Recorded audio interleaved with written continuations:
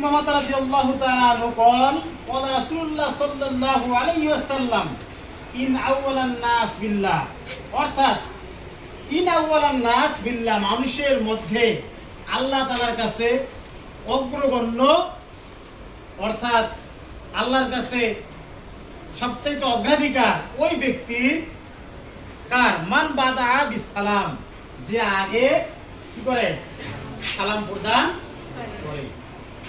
কত গুরুত্বপূর্ণ একটা হাদিস এই সালাম অধ্যায়ে। তাহলে আল্লাহর কাছে যদি আমরা গুরুত্বপূর্ণ হতে চাই, আল্লাহর কাছে যদি প্রিয় হতে চাই, তাহলে আমাদেরকে অবশ্যই আগে সালাম দিতে হবে। অপর এক হাদিসে এসেছে রাসূল সাল্লাল্লাহু আলাইহি ওয়াসাল্লাম বলেছেন, যে ব্যক্তি আগে সালাম দিবে সে কাবায়ের হতে মুক্ত। কাবায়ের মানে কি?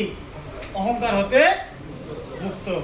আবার এই সালাম সম্পর্কে আরো একটা হাদিস আছে, আর আবু হুরায়রা রাদিয়াল্লাহু তাআলা আনহু قال قال রাসূলুল্লাহ সাল্লাল্লাহু আলাইহি ওয়াসাল্লাম আসসালামু ক্বাবলাল কালাম, অর্থাৎ তোমরা কথাবার্তা হওয়ার আগেই একে অপরের মধ্যে সালাম বিনিময় করো।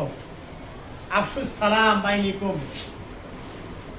অর্থাৎ রাসূল বলেছেন আফসুস সালাম বাইনিকুম মানলাম আরাফতা মানলাম তারিফ, তুমি যাকে চিনো অথবা না চিনো তাকে সালাম প্রদান করো। তাহলে এই হাদিস থেকে আমরা শিক্ষা পাই যে সালাম একটি অত্যন্ত একটি ইবাদত, যেটা কাউকে সালাম প্রদান করা কি সুন্নাত এবং সালামের জবাব দেওয়া ওয়াজিব। সুতরাং তোমাদের উচিত হবে একে অপরের সাথে যখন দেখা হবে, হাটে হোক, বাজারে হোক, শিক্ষা প্রতিষ্ঠানে হোক, সালাম প্রদান করা। ঠিক আছে? ঠিক আছে, আল্লাহ হাফেজ।